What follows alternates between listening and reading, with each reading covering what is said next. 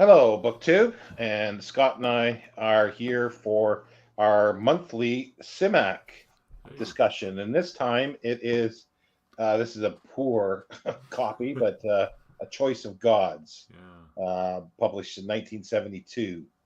And it's an interesting cover, like it's a wraparound. Hmm. Spaceship sort of makes sense, but I'm not sure what the mushroom cities are. Yeah. Yeah. Just Interesting. doesn't quite work. It doesn't quite work. Yeah. My copy's on Kindle, or I'd show mine. But Yeah. yeah.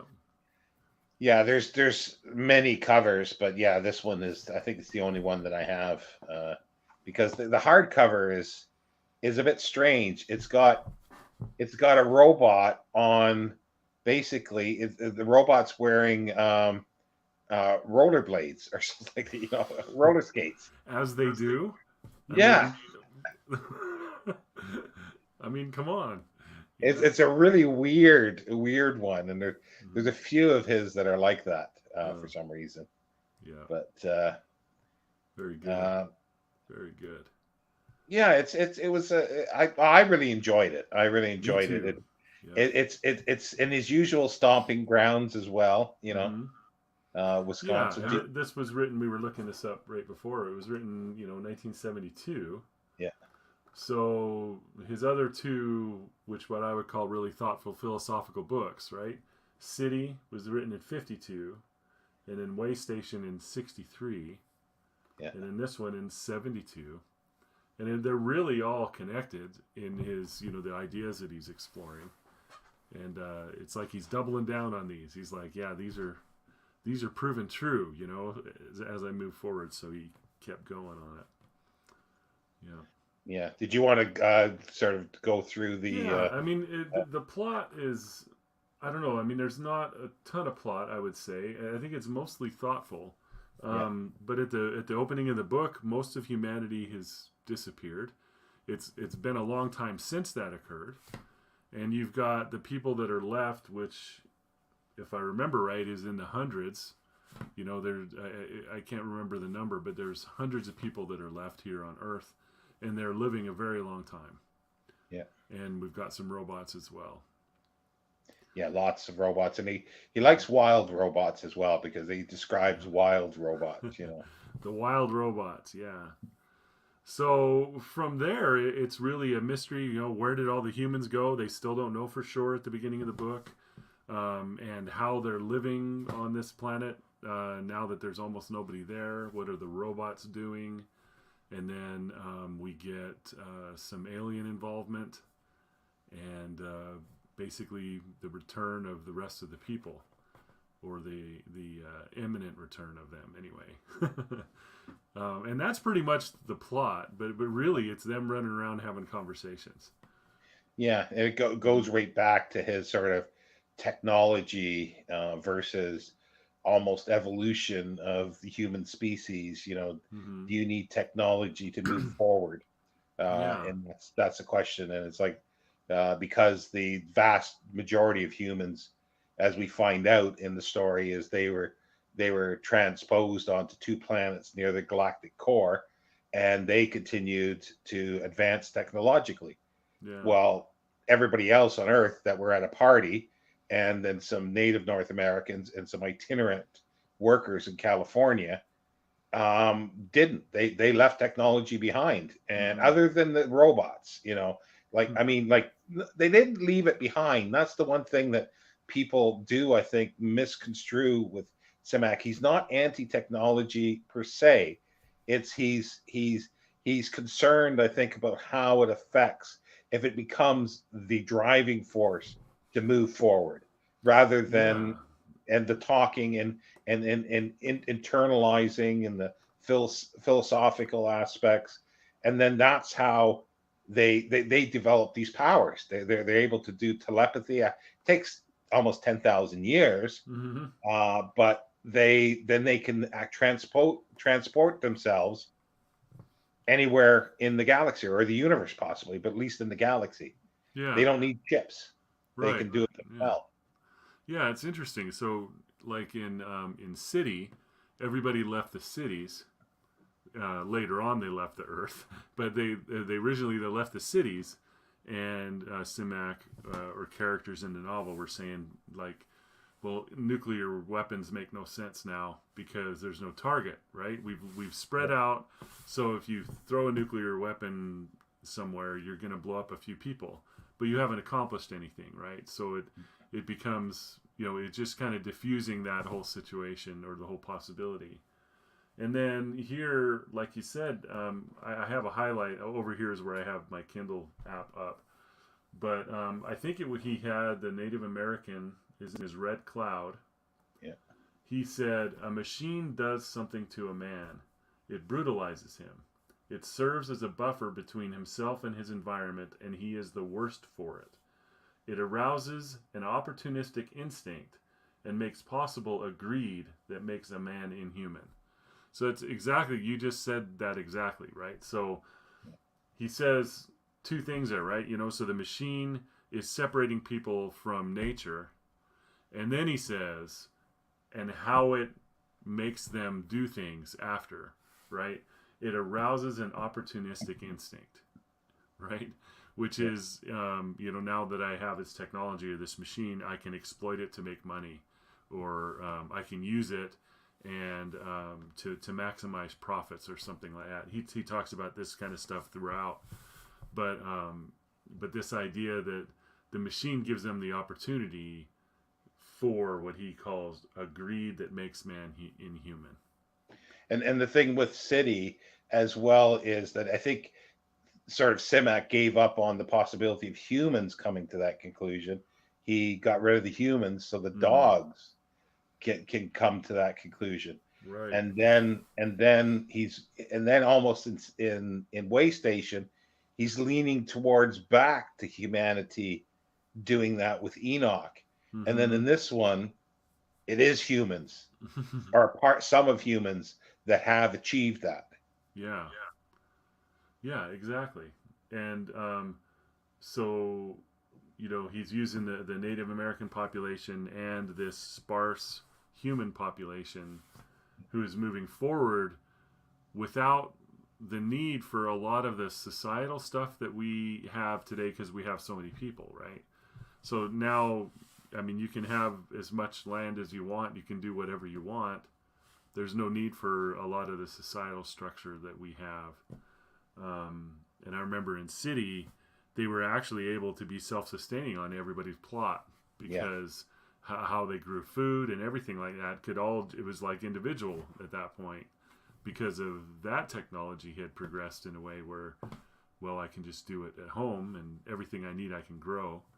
And so it's really interesting. So he's just taking technology out of it. And again, this is 1972. And we're sitting here in 2024. It really does speak to the times, because everybody's AI is the big, I guess, example of technology that's moving things forward and everything. And everyone's trying to figure out how to use it, or, what's proper and what can this turn into? And are we worried about it and all this other stuff? But he gives us a recipe right here. What are we using it for? It's a tool, right?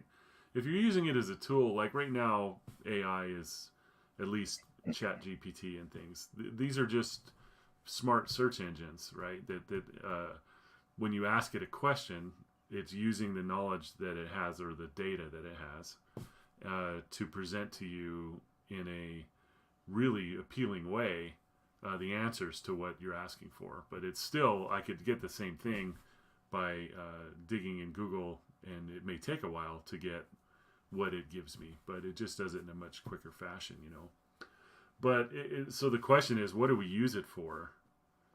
And this separation, it's like, I saw a quote not too long ago. There was somebody who said, I want AI to do my laundry and dishes so that I can do art. I don't want it to do art so I can do the dishes. You know what I mean? Yeah. And I think that those are the questions, right?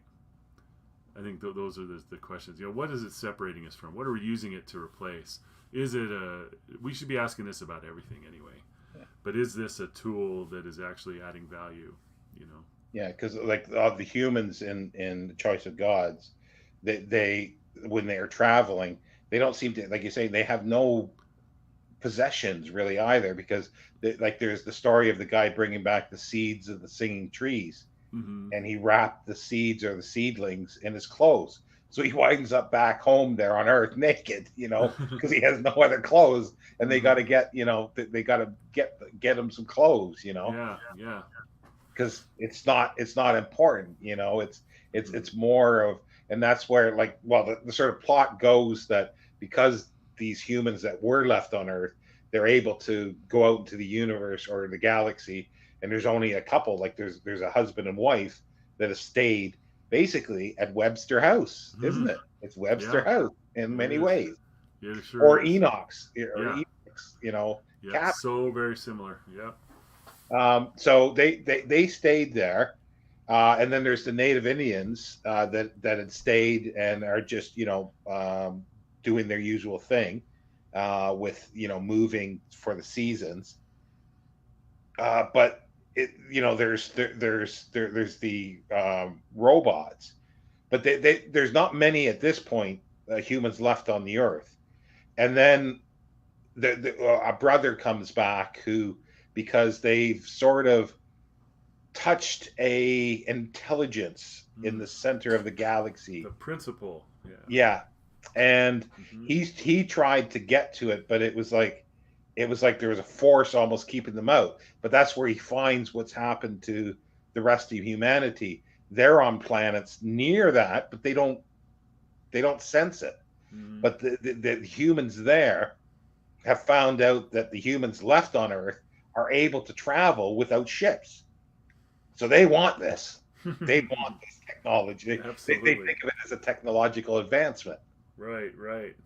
So they come Yeah. in ships back to Earth and saying, we want this, and then so there's this discussion of saying, you're going to come back. The Earth has renewed itself.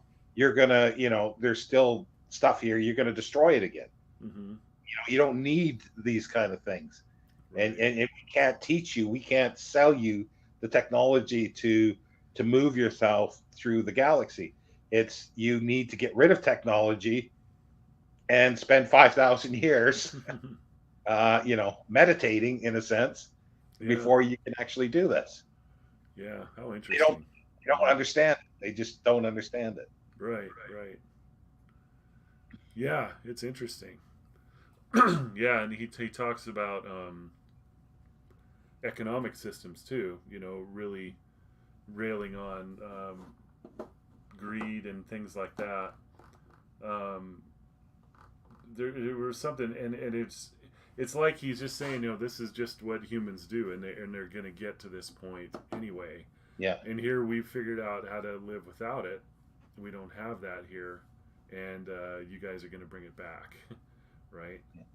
See, yeah, that's the thing in, like, city, like, humans, even though that they were living in smaller groups, with like at the Websters and everything, but it's still like, it's almost as if Simak's trying to figure out a way that, because humans are going to go to that extreme, it's in, like, it's genetic, Mm-hmm. almost, that they're going to do Their that. natural And state, yeah. yeah, and the only way that they didn't do it in there was probably because they became the Lopers, the Jovians, Yeah, right. and and And and that then was interesting there too, because what they discovered about the Jovians, the reason that it was so appealing, was a separation from all of this stuff. yeah, And they were like, I want that, and they did that voluntarily. They just went.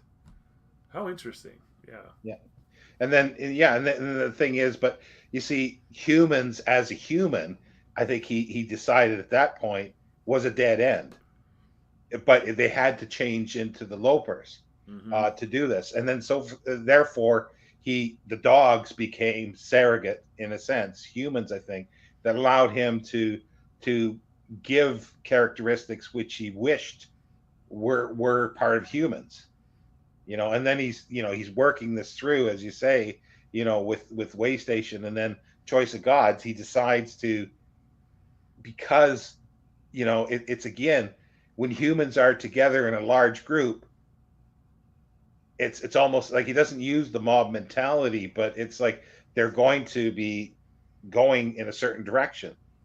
You separate them, and they're in smaller groups, and you Mm-hmm. get rid of the technology, they will develop differently, possibly.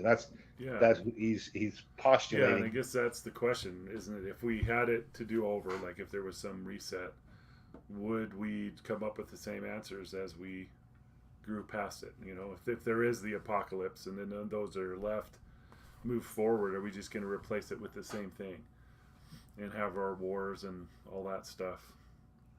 You know? And that's where I think he excels in this kind of thing, because he just sort of supposes and says, like, there's a problem here. Let me look at it from a different angle, and that's what I sort of see it as, and Mm-hmm. see how it goes, and then and discuss it throughout the story. And Yeah. then, like, another one I read this month that you hadn't read this yet, but is the Nope. Goblin Reservation. Oh, what a cool cover that is. That's the ghost and I love it. I think I have that copy.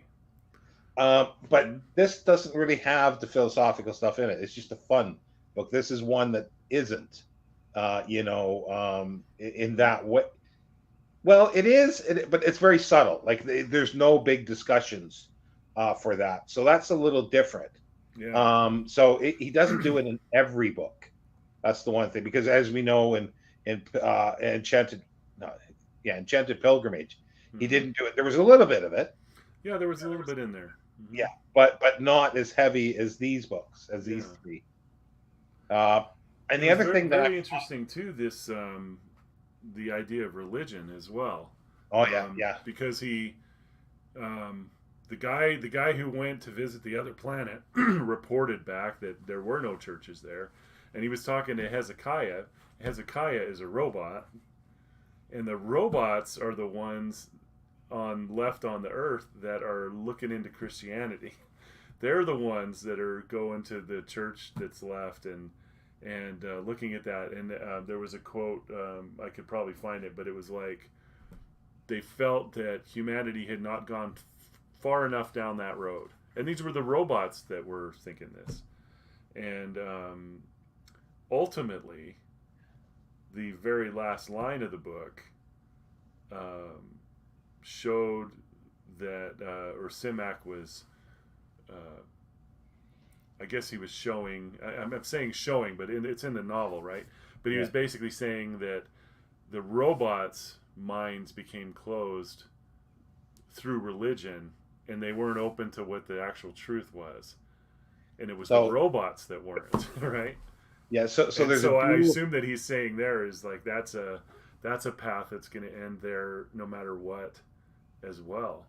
Yeah, it's like there's a dual thing. Technology will lead you nowhere, Mm-hmm. and religion may not lead you anywhere.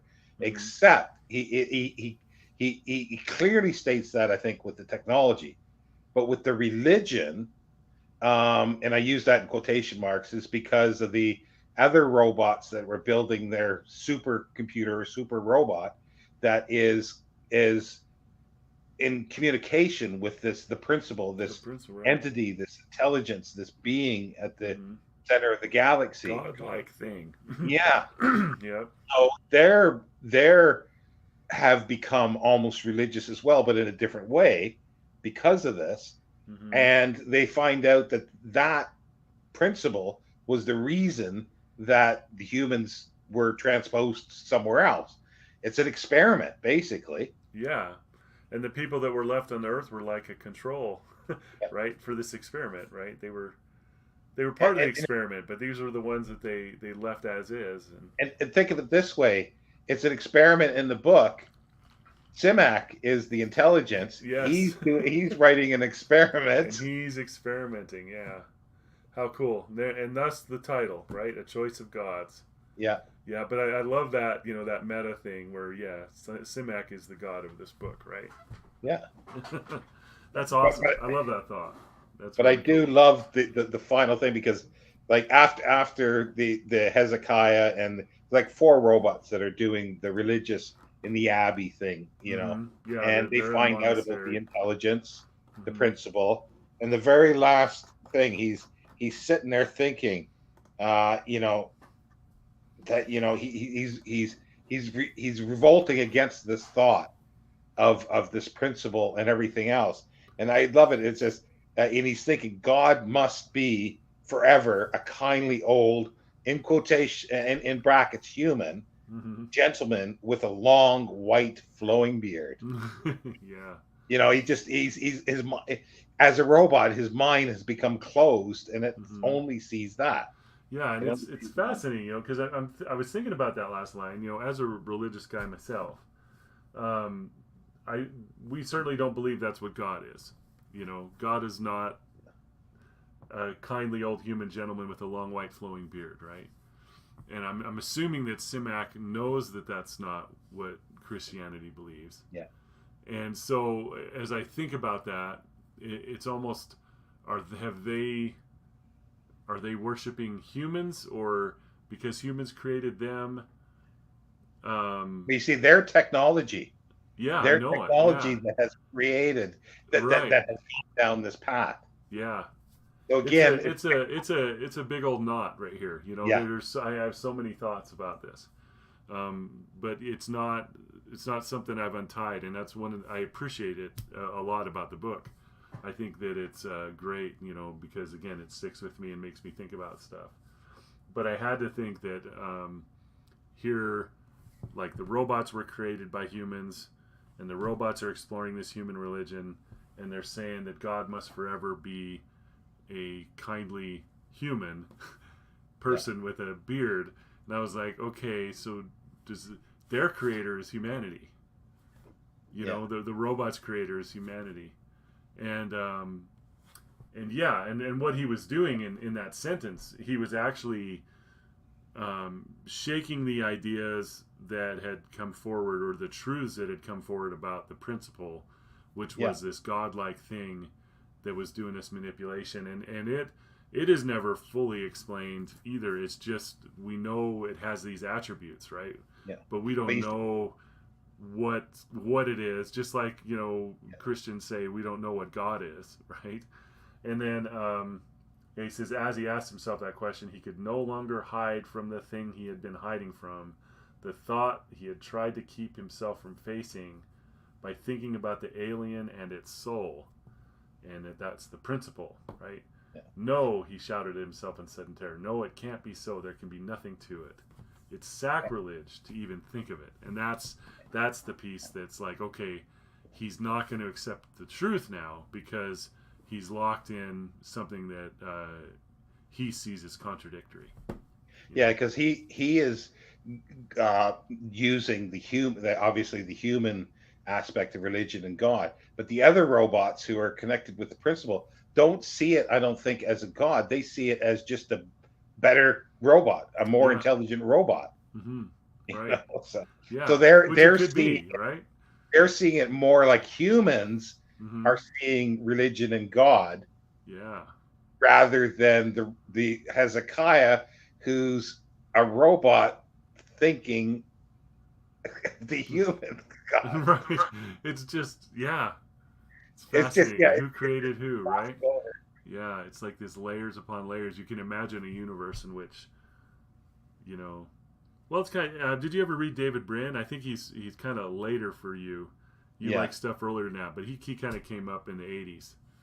But he wrote a series of books. They were called the Uplift yeah, series, yeah. and Read some of um, them. Yeah, yeah. So in that, every species, it's a universe teeming with species, and they're communicating with each other, cooperating with each other, and stuff. But every species has another species that uplifted them. In other words, they were, like, an analogy would be, well, humans in those books, they were trying to uplift chimpanzees and dolphins. And by uplifting, it would mean genetic engineering and stuff to get them from where they are into a fully intelligent, race, right? But everybody knew their own progenitors, their own uplift helpers, except for humans. Humans had no idea who uplifted them. And that was one of the premises at the beginning of that series, is like that. But I'm just, this just makes me think. I mean, he could have got the idea from here, because what you're describing is like, okay, well, if the principle is like an intelligence that's like a robot or a supercomputer or something that was created by somebody else, and then they're like influencing the robots on the earth, right? So they're like creating, and then the humans have been created and they're creating, and you can imagine this just layers all the way back through time Well, to the other thing is whatever was first. with City, the humans were uplifting the dogs. Yeah.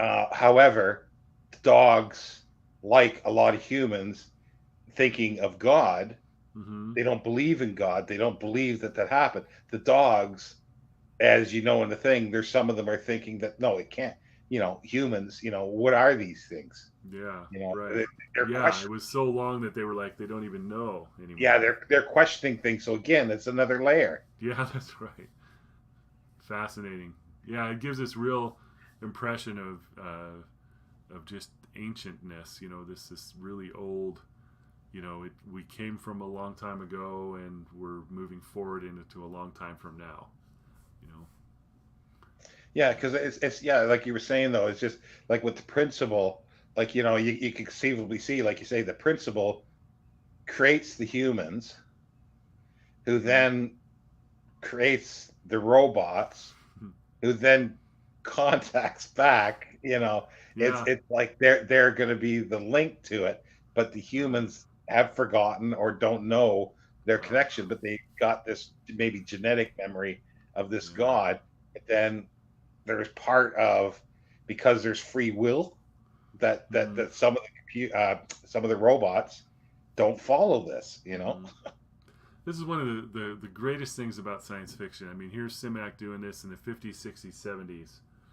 And then I think I think it's a mutual favorite work of ours is the Yeah, Hyperion Cantos, yeah, and you can see that this could possibly had spawned that in Dan Simmons. You know what I mean? If Dan Simmons, I don't know for sure that he's read this, but it certainly seems like a generation past it. You know what I mean? Where he took this, stood on this, and wrote what he wrote, yeah. because there was a lot of very similar things in there. I mean, there was this idea that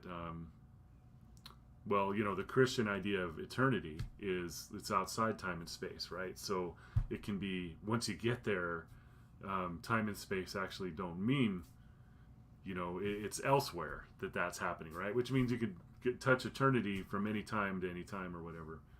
Well, the Which thing, means that like what we create now can project into the future, um, but in eternity it'll go back, right? So yeah, this idea that you might create something godlike that would then project backwards in time, and it is like the source of what we call transcendence or God. What humanity calls that is, this feeling of transcendence that we respond to is actually sourced in the future humanity and projected back through eternity, right? or well, Fascinating stuff. have you read all the Hyperion books? Yes, Or I have. Yep. oh yeah, yeah. So yeah, so Mm-hmm. the computer is creating. The computers are creating an intelligence, but there's also an intelligence that's been created by life, Right. and they're sort of conflicting, and Mm-hmm. that's the whole Yeah, thing. and that's what I'm talking about. Yeah, Is yeah. it's just They, like wow, it's really cool. they're Yeah, I like love these ideas. for the Rocket Summer, or I'm calling it Simak Summer.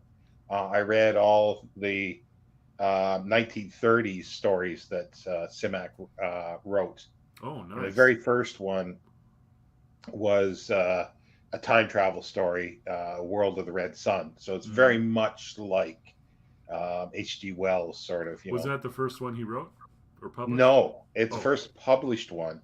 The Mm. first one that he probably wrote was called Cubes of Ganymede, that he sent in 28 or 29 to Amazing Stories. It was accepted, and it was T. O'Connor Sloan that was the editor at that time. But they sat on it for some reason, and I think in late 29 or early 1930, it was sent back to them, say it's too old fashioned. Mm. Hugh Gernsback had been ousted from Amazing by then, and he started up like Air Wonder stories, but he combined those because of in 1930, or combined two ones just called Wonder Stories. So Mm-hmm. December 1930, December 30 or 31, Mm-hmm. December 31 maybe. He sent in, or had at some point sent in, The World of the Red Sun. It was accepted, and then shortly after in 32, he had several that were published. The second one is called Mutiny on Mercury, Mm. and it's not that great. Okay. It It sounds like awesome. What are you talking Yeah, about? well, it is in some way. It was probably written before The World of the Red Sun. Okay. So, and he had sent it to Astounding at that time. He sent it everywhere, and it was Mm. all rejected. But I think it was it's first he was rejected by Wonder Stories as well. But then because he had something published, they probably then took it. But he sort of you could see it is an early story, Mm-hmm. Mm-hmm. but there's some interesting things because he wrote like there's about 4 or 5 of them that have a Mars related thing, and that's where I've got to do a video just on Mm-hmm. that on these ones that have Mars in the Cool. connection. Yeah. But around 30, after 33, he sort of stopped writing pretty well. He wrote something called The Creator, um, and this is he's questioning who creates the universe. Mm. Like, they meet their god, Mm-hmm. an alien who's created the universe in a test tube. See what would happen. Right. Right.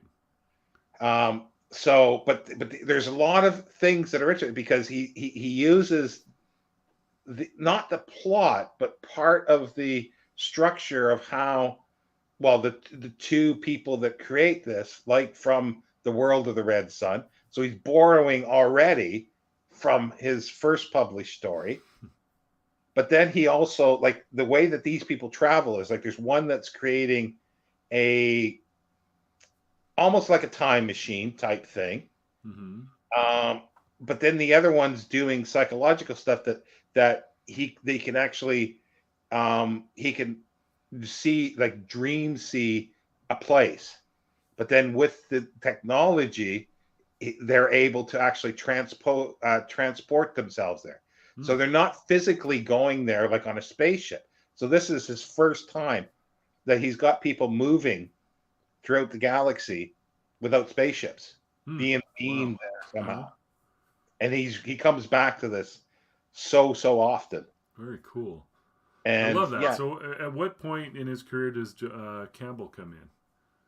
When does? that was like 38, Okay. because once he heard, I think 34, 35 was The Creator.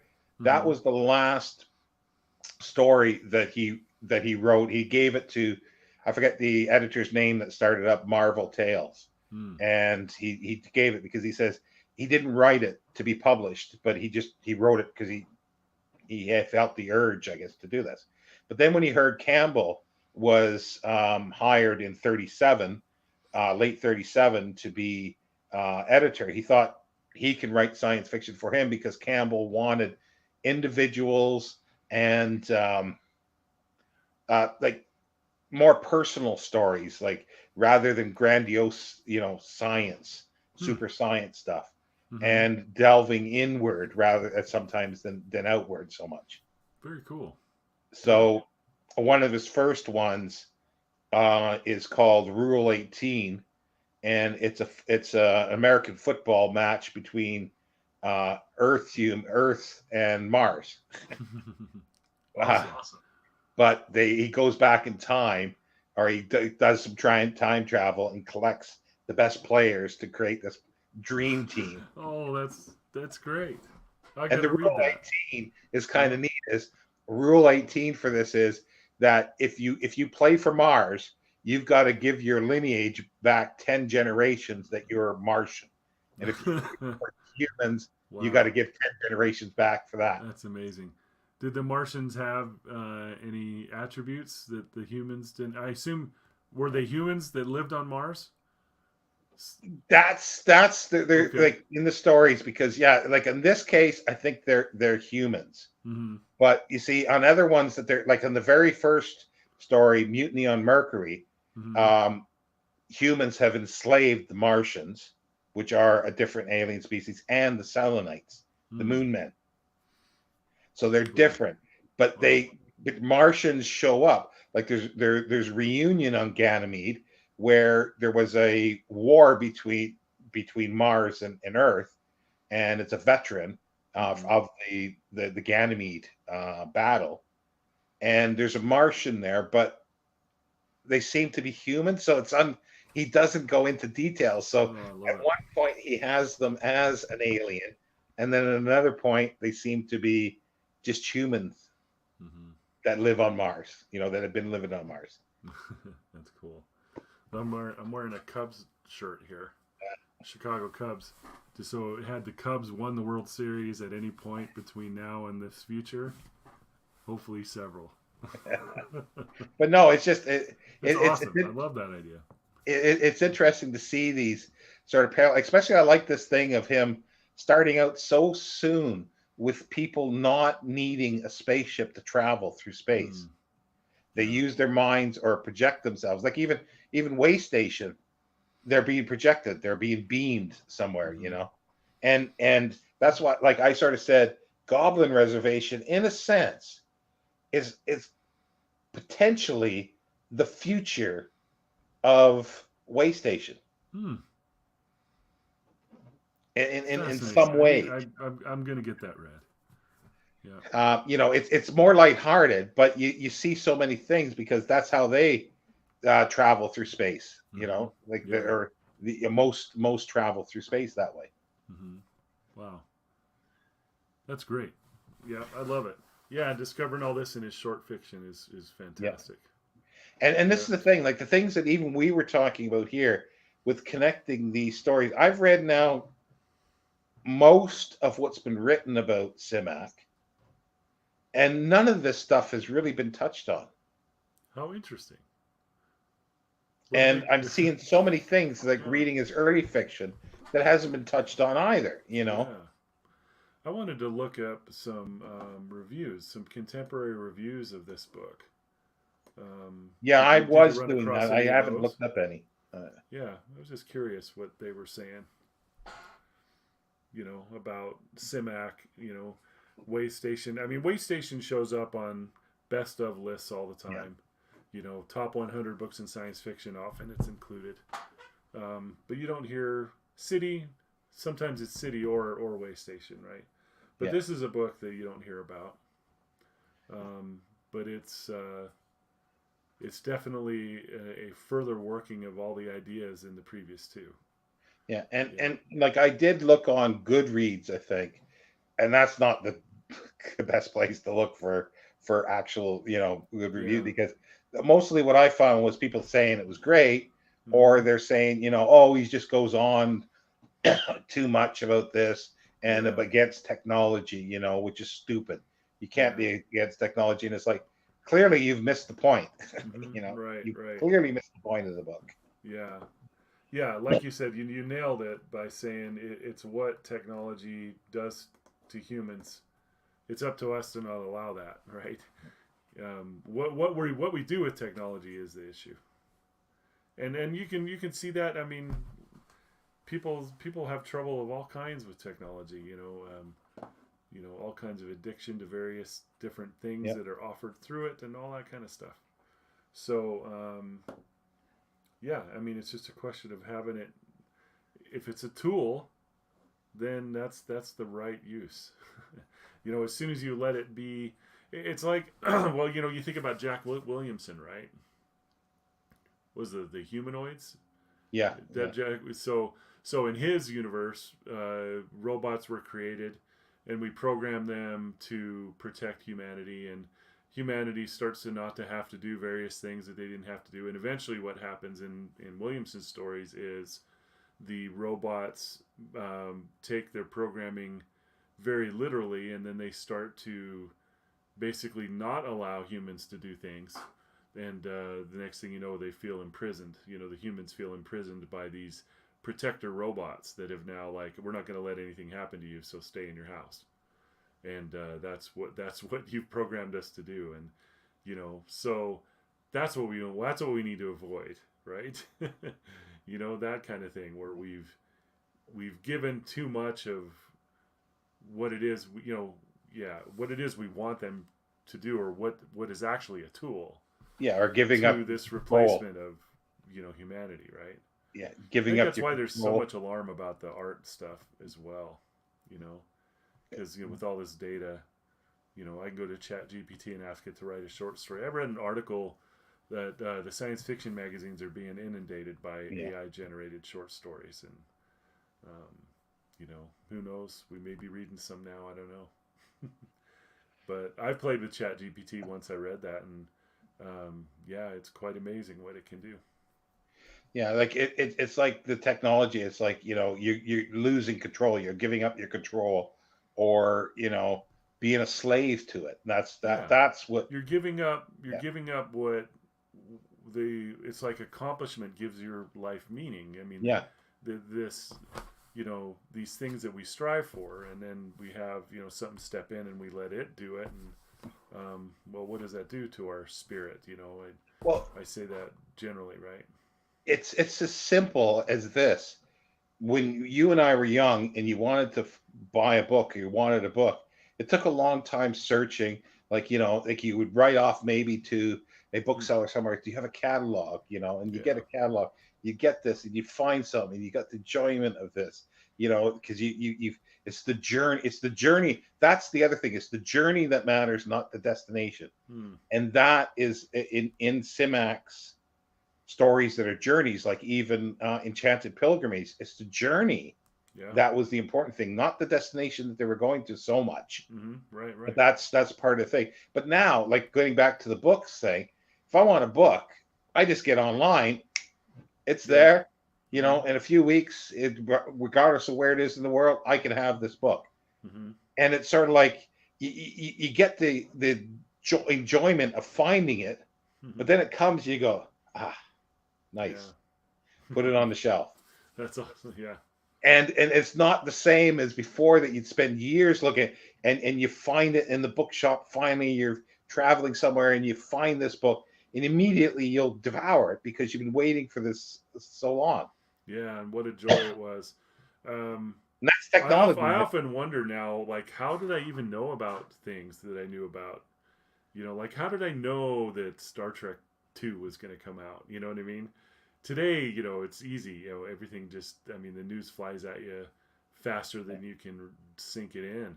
But, you know, but I'm guessing it was through magazines and things like that, you know, that you'd get. And what you're describing too is just the thrill of discovery of Yeah, things you didn't even know existed.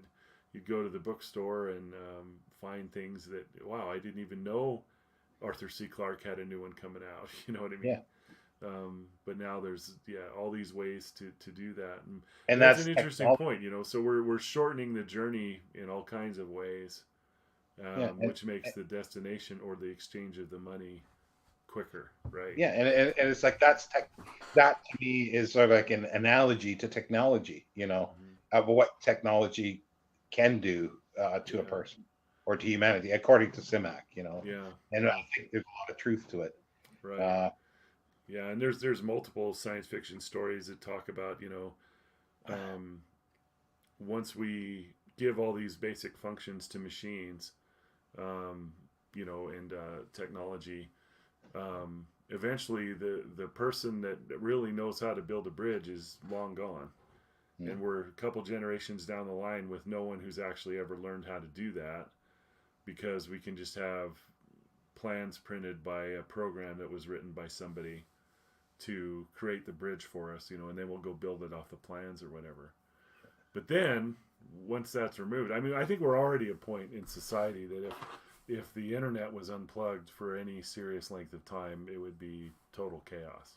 yeah, Yeah, I I'm sure I don't fully understand the implications of that and what it would affect, but I think it would be pretty widespread. Um, you know, things all the way to the level of you know, like stuff just not even getting to where it needs to go. Trucks not being dispatched. Yeah. Yeah. Yeah, because we're already to the point now where we're dependent on that. Yeah. They got the first comment Oh. after 45 minutes. Hi there. Welcome. But yeah, it's fascinating to think about. And we have so much, science fiction is one of the reasons I love it, is because it explores these things, Yeah. these cultural worries that we have and these societal worries that we have. And, some of them will take it down a line, and some of it, one of the things, humanity is becoming stupider. It's because we're allowing ourselves, Yeah. we're allowing ourselves to do that, because we're just giving the functions away to other things, these computers to do that. But eventually there'll either be like a relatively small group of knowledgeable humans who actually know how to do things, which is bad for humanity, or we'll have none at all. Yeah. And we'll just be dependent on programs that were written 2 generations ago to do things, and without the ability to make it go farther. You'd think that if AI progresses, what it'll start doing is being able to do things itself, which is what everybody's worried about when it becomes the ideas that it's coming up with are its own, and once it's able to come up with the idea and implement the idea without human interaction, that's what people are worried about. Yeah. We're not there yet, like I said. Pretty much right now we can automate things that seemed unautomatable, and we can also collate information really well. That's what they're doing now. Well, that's like getting back like to Simak stuff, and it's like you were saying, like he's doing this in the 50s and 60s and 70s.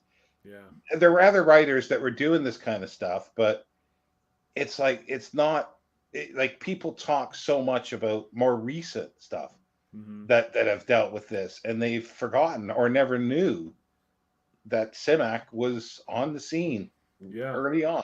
Yeah, for sure. Like I say, think it happens a lot in modern science fiction, where I think a lot of it is rewriting stories that have come in the past with different casts of characters, Yeah.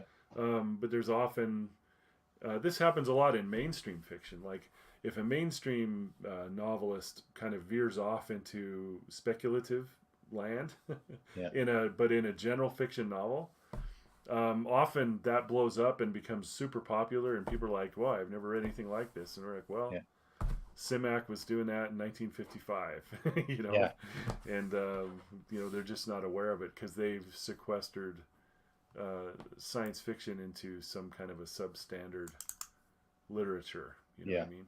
Well, I mentioned the creator. You've got the booklet? Yeah, I do. Have you read it? I read it long ago. I have no memory of it though. I need to read it. It's really short. Like they call it a novelette, but it's really a 40-page short story. Right. But you should, after reading everything else, you should just pick it up and spend an hour and read it. I'm going to do that.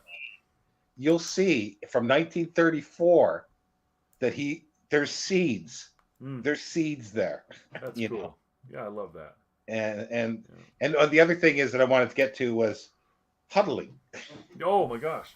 Yeah, right before here, I have the Kindle version, like I said, and I looked up huddling, and it appears 6 times in A Choice of Gods. I think one of the first ones is where he sees this alien up in the cave or whatever. Yeah. That has tentacles. There it is. And a can of worms. It says the alien was a can of worms. It huddled among the boulders, close up against the clump of birch that grew from one side of the gorge. The trees bent and tilted to hang above the dry stream bed. See, that's right out. That description is right out of Way Station. Basically, almost like, and then the clump of birch. He uses that phrase too in a lot of books. Cool. I love it. But the can of worms. There's an alien in here that he describes as a can of worms, and it's got a tentacle occasionally. Cool. And and Enchanted Pilgrimage, the baby robot or whatever it was that came out of that thing, had tentacles as well. Hmm. So again, there's these things that he reuses, Yeah. and the singing trees. There, I can't. I I think it's somewhere along one of his first stories. There's something about trees that were talking or something. Hmm. I have to figure out where that was. It was some very early, and he's revisited trees a few times throughout his Yeah, and in the yeah, very last book, trees show up here too. Yeah, yeah, and then I think the it's very yeah, last rivets published and book trees. is It just tree. reminds me that Orson Scott Card once said, "Science fiction has rivets and fantasy has trees." so, so yeah, I mean, use trees to talk about nature. You know, cans of worms, man, tree roots. Yeah, this is great stuff. Yeah, who would describe an alien as it's a can of I worms? can, but I see it, man. I see it. It's like that's a good description. You know, it's just a mess of worms. That's yeah, works for me. It's a great description. Yeah, So this what's coming up now for July is All Flesh is Grass, which is another pretty sort of heavy one too, if I remember right. mm-hmm. It's not so much on the lines of these, and I don't think we'll get that back until September with Project Pope. Okay, yeah, and all flesh is grass is actually a line from the Bible, I believe. Yep, It is, yeah, and it's kind of referring to that we all pass away, right? We're all short lived. yeah, Yep. The grass withereth, the flower fadeth, but the word of our God shall stand forever. I'm just that's from Isaiah. Yeah. So yeah, that'll be fun. Looking forward to that. So that's our next one. But I need to read the Goblin Reservation, and then we have our 3-book plan, which I'm still very much yeah. into. And thanks for being patient. But I have 2 more to read. So I've read Lest Darkness Fall by L. Sprague de Camp, and have started Jubilee. What is the name? Bring the Jubilee by Ward Moore. And then I've read before High Crusade. I've already read that one, but I'd like to reread it so it's fresher by Poul Anderson. So those are both short books, so I hope to get them done pretty quick. Yeah, Right and now I'm then reading The 3-Body Problem, and I've never read that before. Haven't seen the show or anything, so I'm reading that right yeah, now. I haven't read that either. Yeah, so But it's yeah, there's interesting. like if well, there's not many people watching here now, but Uh-huh. there's a few people that watch it on the um, Cool. sort of repeat, and Yeah. it's like just to remind everybody. So it's All Flesh is Grass. July is Special Deliverance, which is a journey one again, Okay. Mm-hmm. but it different from Enchanted Pilgrimage. Mm-hmm. Yeah, different, but he's using similar types of things. Like he has sort of almost a template, if you will, and Yeah. he'll plot things and put them in. Mm-hmm. And then Project Pope. Oh, I can't remember what's uh, October. I can't remember what's October. Oh, maybe is that no? Is Destiny? No, Destiny Doll might be December. Uh, November. Oh, wait a minute. When's Halloween is October. yeah, okay, no, it is November. That's Werewolf Principle. Okay. I can't remember what's October Okay. off the top of my head, but All right. Cool. Looks yeah, like Shahara is going to pick up A Choice of Gods, or yeah, already did. That's awesome. I yeah. hope you No, enjoy it. it is great. Like the thing is, I guess I can understand it's not for everybody because there's some people go to science fiction just for like the space opera for the action. You know, Mm-hmm. fine, and it can be fun, but Simak not necessarily is that. You know. Mm-hmm. Yeah. He's more thoughtful. He thinks of things, and this is the one thing that like when I have read, uh, well, like I read some reviews on Goodreads of Waystation 2, they were saying, oh, it was overly long for what it is, even though it was a shortly written book. It's just there's too much talking, Hmm. not enough action and stuff like this, and it's like, Yeah. well, obviously, Hmm. you don't want to think like that's why, Yeah, that's what it which is. is fine. Sometimes you do want to pick up a book and Hmm. don't want to think, Hmm. Yeah. but to me, Simak gives me both. Yeah. That's my favorite type of fiction. Is the idea stuff. Um, Ted Chiang is. When people ask me who my current favorite author is, it's Ted Chiang, and he writes philosophical fiction. I would say it's science fiction, but it's deep, deep ideas that stay with you after you read his story and make you think about it. Yeah, well, that's the thing. Like for Simak City has always stayed with me.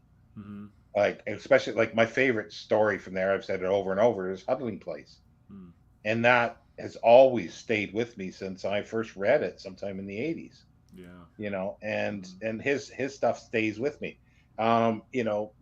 Hyperion, which we mentioned, it stays with me all the time Yeah. too because there's so much in there. Yeah. It's incredible.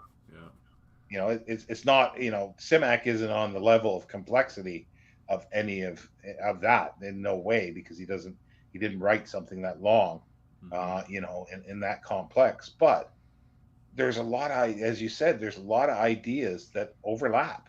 Mm-hmm. There's things, and like Simak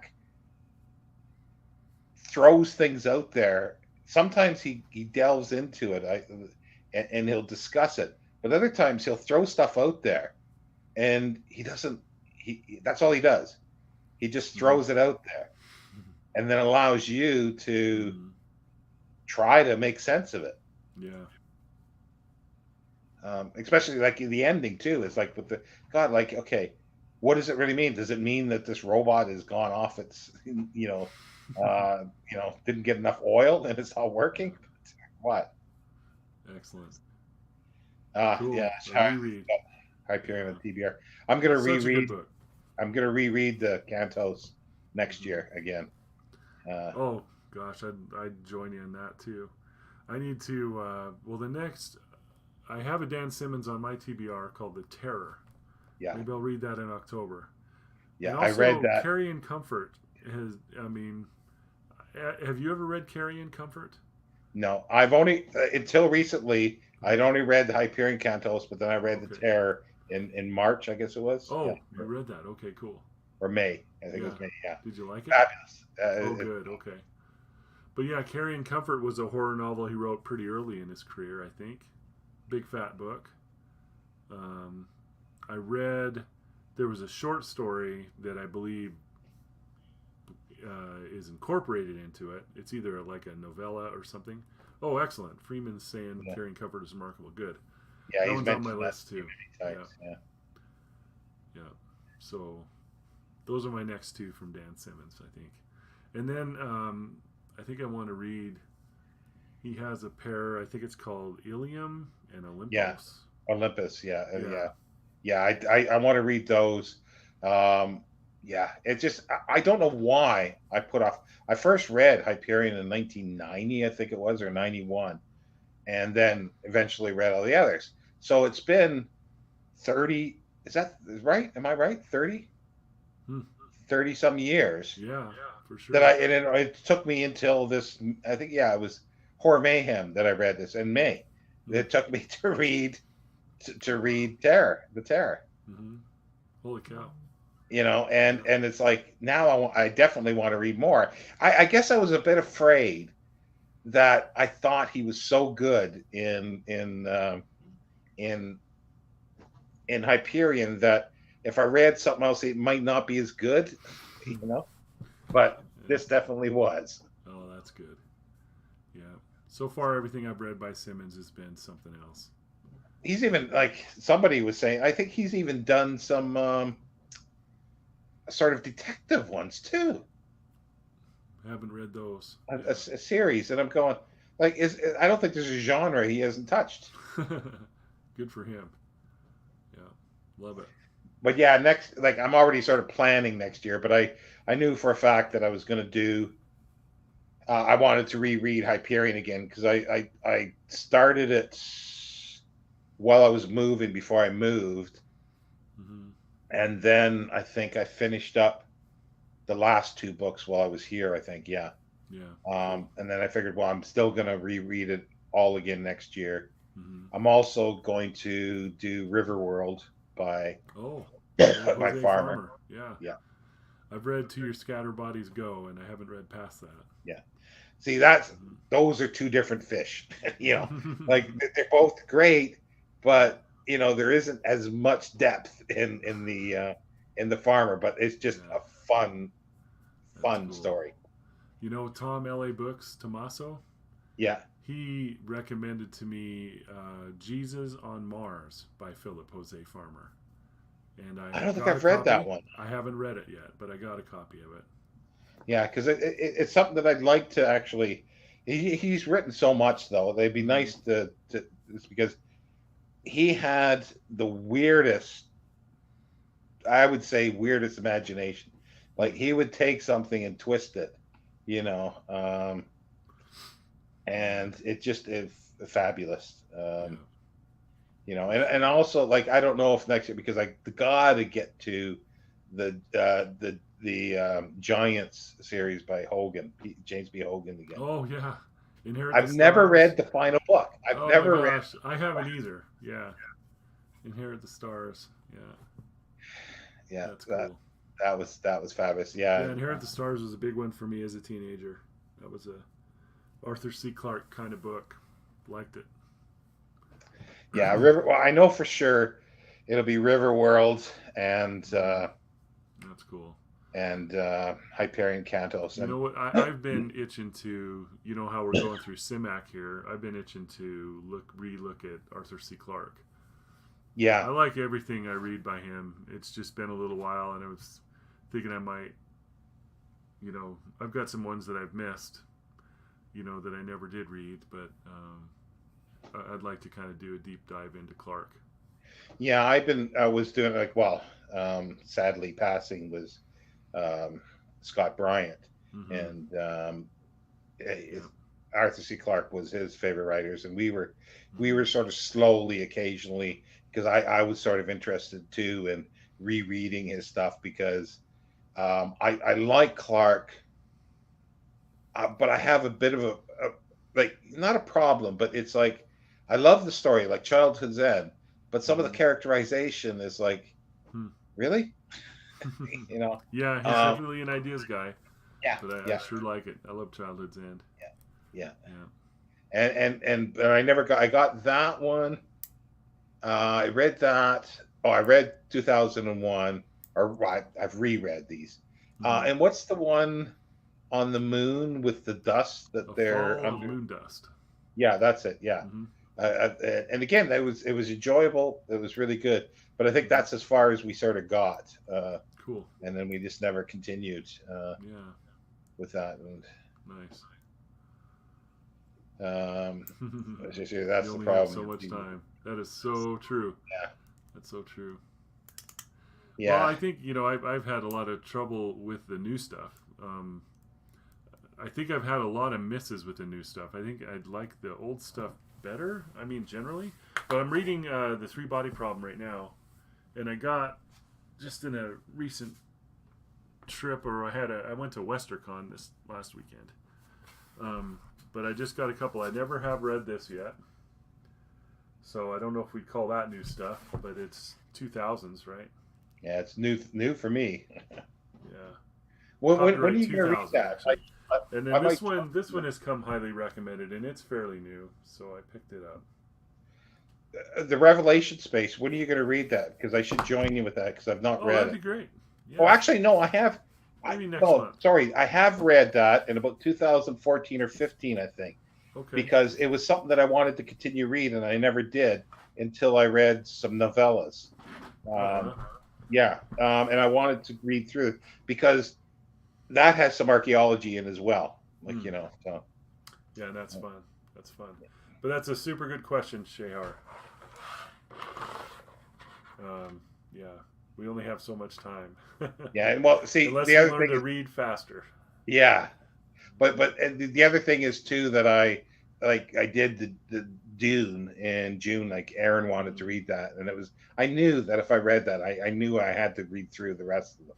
I've been holding off, and I reread Uh-huh. Dune Messiah again. So Oh, did I'm you? hoping Very good. maybe this month or next month to do Yeah. Children Dune and read So one a month. that's gonna be really interesting because so I've read Dune and Dune Messiah. I have not read any of the others, but I understand that they are going to make another Dune movie, and it is going That's to what be I Dune hear. Messiah. I don't know what they'll title it, but that's going to be interesting because I remember. I mean, one of the famous stories is that Campbell disliked it so much he didn't buy it.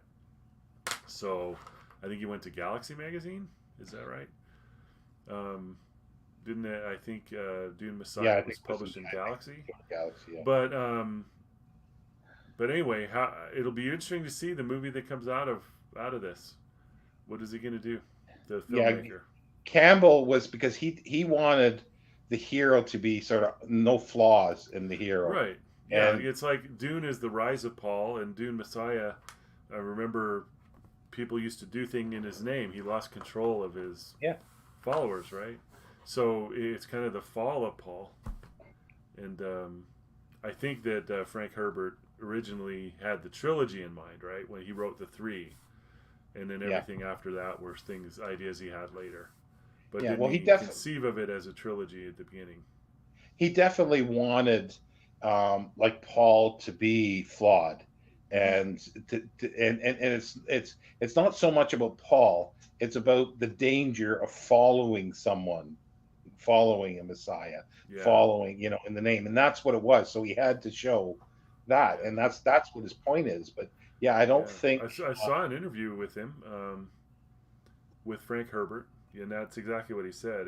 It's about the dangers of a charismatic leader. and that's what like Campbell either didn't like or didn't understand. I'm not sure which it Mm-hmm. actually was, whether he didn't understand what he was doing, but Mm-hmm. or that he didn't like it. I'm not sure because I know he liked his heroes to be heroes. He didn't Yeah, want them to be flawed. yeah. We had a couple of comments there. The Revelation space is worth the read. Excellent. Yeah. Looking forward to it. And Freeman says he's never went past God Emperor with the Dune books. He lost me there. Yeah, well, see, that's the thing. I would suggest reading the last two because they're very close together, and he does something different. Like that. That's all I will say is I know they're bigger books, or bigger-ish, Mm-hmm. but they're worth reading, and I think it would change your mind of that. Because Cool. yeah, God Emperor is strange, but I sort of accepted it, and then it's Heretics and Chapter House just blew me away as much as Dune did. Oh wow. You know, yeah. I need to get all those read then. I've been meaning to. And then what I'm going to do is because what I found out in my extra reading was that well, according to Brian Herbert, I'll accept that it's true that that Herbert left a 30-page outline for Dune 7. So they've taken this outline and written two books. Hmm. So I'm going to read the six and then read their two books. And if I enjoyed those, then I'm going to go back to their trilogies, like with the Interesting. House Atreides, House Yeah. Harkonnen, and the House Yeah. Green. So they've actually gone. Okay. I don't think I knew this. Yeah, I didn't know until very recently. So it looks like wow, they've written 1, 2, 3, 4, 5, 6, 7, 8, 9, 10, 11, 12, 13, 13 novels. I think more than that. I think there's there's five trilogies plus the other two, so there's like Wow. 17 or 18, I think So actually. I'm looking on his site. Maybe his site's not updated. This is Brian Herbert. It's showing the most recent one is 2016. Navigators of Dune. Yeah, yeah, I think because yeah, there's 15. I think there's five trilogies. There Wow. is the two like Dune 7, like two novels, and then there's a novelettes, and then there's a short story. Have you read any of these? No, none of them. I That's why I'm read going to read I read a nonfiction book they put out called The Road to Dune. that. I read that. It's I've quite a read good book. that. I Yeah. didn't read their short stories at the end because I'll leave those. Hmm. But yeah, I read that, and the Spice World was interesting. Let's just put it that way. Hmm. Interesting. Yeah. But yeah, but yeah, no, that's my plan. And if I do like the seventh and eighth book that they've done, then I will then in the new year go back and slowly read through the other ones and see how far I get. Cool. Because Sounds I'm good. sort of up for it, and it's like, it can't be any worse than the Susan Calvin trilogy. It can't be worse than We read that. that. Oh, good. Yeah, I'm still glad to have read them, but they were funny. Yeah, they weren't as bad as the Robot City ones. Oh, those were bad. I never got back to it. I went through all that sludge, and then Hmm. I got to, the foundation books, and then I stopped. Oh my gosh. Yep. Wild. All right. Steve's here. We got trouble. Reading time is indeed very limited, especially. Steve Donnie, I love it. Hello, Steve. That's awesome. Indeed, yes. Steve has unlimited time, right? Well, I sort of have, but I don't have um, I don't have the health, I guess, to read as like I used to. Oh man. Like if I was feeling good, I could read at least twice as many books that I'm doing now, and then still have That's for time to do sure. other That's things. for sure. Yeah, Uh, I'm having a really good year, but a really good year for me is I might hit like 75. To me, that's tremendous in a year. So well, this month I won't be reading that much book wise because I'm reading the Harry's Chronicles by Hugh Walpole. The oh yeah. first was I think 765. Hmm. Second book that I finished already was 750 something. The third book is 800, and then the fourth book is 850. I hope Wow. to Wow. do that. But yeah, it is John Clare's birthday today. Yeah. Steve read 75 books this morning. Yeah. I love it. You I read the love it. titles? Yeah, I read. I probably read a good 75 titles as well. I think I may have read 75 words this morning. Yeah, But it was on the New York Times and it was very depressing, so I stopped. Aaron's here to help me to do stuff this week, so my That's what. reading is gonna get down. I'm reading actually Simak's rewrite of Campbell's teenage novel Empire, Hmm. and I hadn't read it before, and it was written in the 40s. It's pretty bad, but there's some interesting bits and pieces with it. Oh, okay. Very good. Um, Sounds good. You yeah, say Aaron just arrived? well, no, he was here yesterday. He went out. He went out drinking. He went out to the pub. Excellent. That's awesome. Hello, Aaron. I love it. That's great. One of those books made me vomit propulsively. Okay. I love it. Yeah, Very no, good. I'm loving the Hugh Walpole stuff. I liked him before, Yeah. and I think I'd read one of the Harry's Chronicles, but I'm really loving it. Good. So Yeah. well, yeah, so it's gonna make my numbers look low this month. Well, next month is even gonna be worse. Yeah. If I'm lucky, I'll read 4 books the whole month, but That's cool. three of them will be like 3,500 pages. Yeah. Pick this up at a bookstore. Latest issue. So I'll be delving into that. I've got the latest analog too. I subscribed to analog, but picked up the Asimov when I saw it at a bookstore. Yeah, like about Empire. It's Hmm. not bad, but it's just like he's rewriting, like he rewrote what Campbell had given him. So, and he even said one of his worst things he's written. But Campbell, like he submitted it back to Campbell. Campbell refused to publish it, so that's pretty Oh wow. damning. But then Horace Gold in the 50s, when after he started the Galaxy science fiction novel series, asked him if he had something, so he dug it out of the cupboard or the drawer and gave it to him, and that's how it got published in the 50s. Very good. I don't think he's ever been in Penguin class. I don't think so, or Oxford. I don't think he has.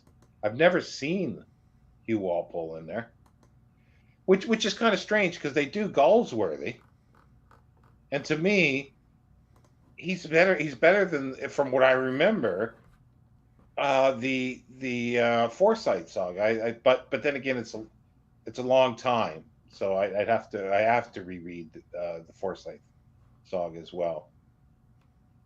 But I do love it because you get immersed.